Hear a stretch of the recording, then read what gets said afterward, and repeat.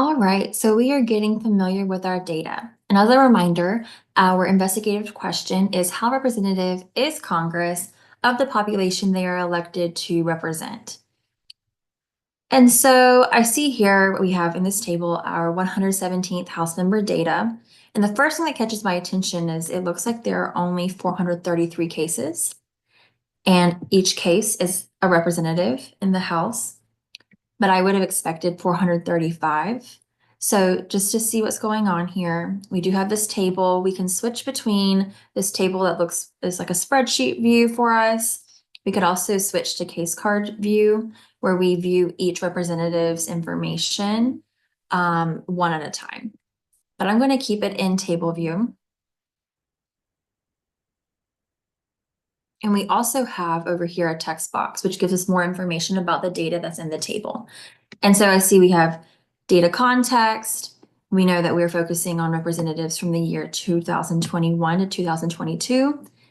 A reminder of the questions that we're considering, and then information about the data source, which as I read this, I see there's more information in this note regarding where those two missing representatives are. And depending on what I wanted to do with this data, I might want to go back and find all of this information again for these two individuals and add them as cases to this table.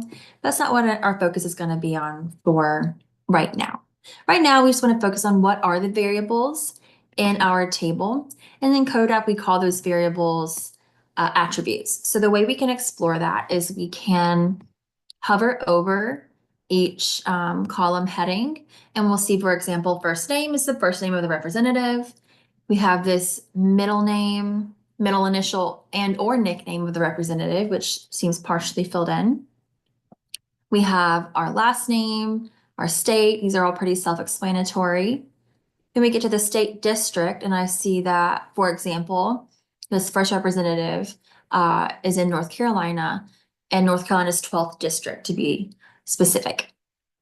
We then can look at the political party affiliation of the representatives, the number of 2-year terms served, and then we get to these occupations. This first occupation talks about a previous occupation of the representative. And if I hover over, there's 6 of these. If I hover over the rest, it looks like they are all just leaving space for if there are additional occupations for representatives. So someone has up to 6 previous occupations. At least one person in here does. We have the religious affiliation of representatives. And then finally, we also have the race, gender, birth year, birthday, age. Again, all self-explanatory. Oh, specifically age of the representative as of the last year in 2022. That's important for us to note how that was determined. And then we have this last one is occupation education, which indicates whether or not the representative has ever had an occupation in education. So next we might want to explore how these variables were measured. So for example, these numerical variables like age, we can get more information about how age was measured. We can see that there's a formula here. We are concerned at the end of 2022, how old are each of these individuals?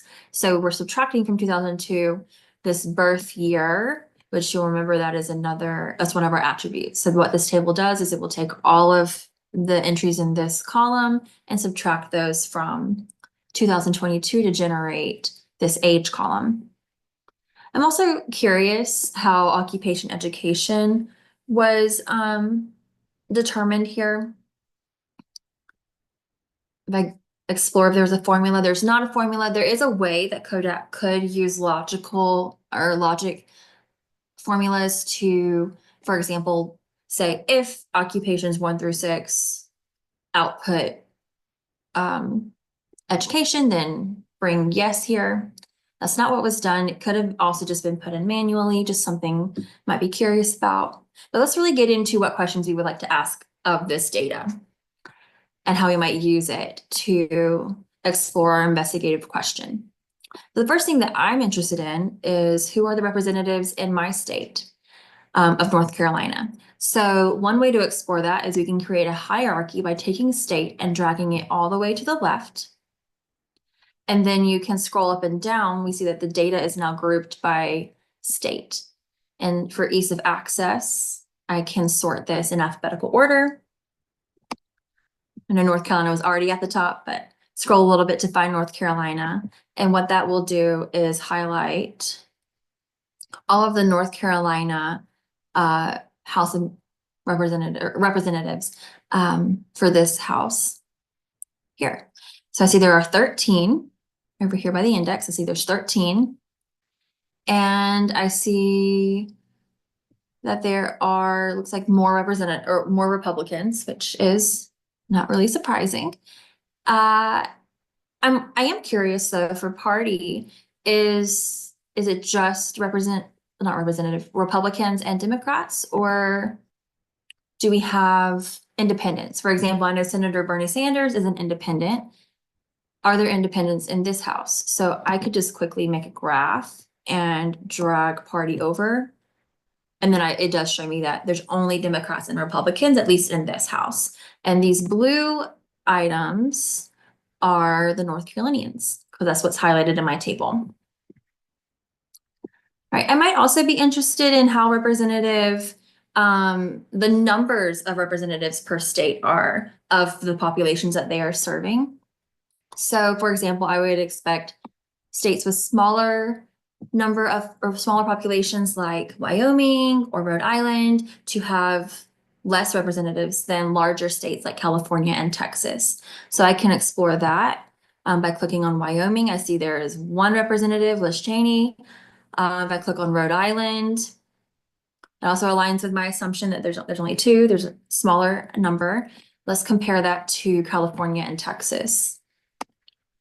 California has 53. So yes, that does align with what I was expecting. And then just out of curiosity, Texas as well has a lot, has 36. Just consider some of these other variables. I might be interested if there's a relationship between, for example, number of terms served and this previous occupation. I wonder if people who have served more terms might have only had their one occupation previously in law, for example. So that might be something I would be interested in asking this data. I might also want to explore trends in variables like race or gender over time and how that aligns with big historical events.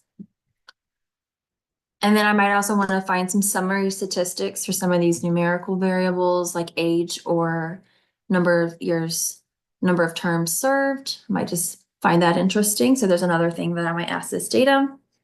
But what we're going to do next is we're really going to focus our investigative question to drive how we then explore and visualize with this data.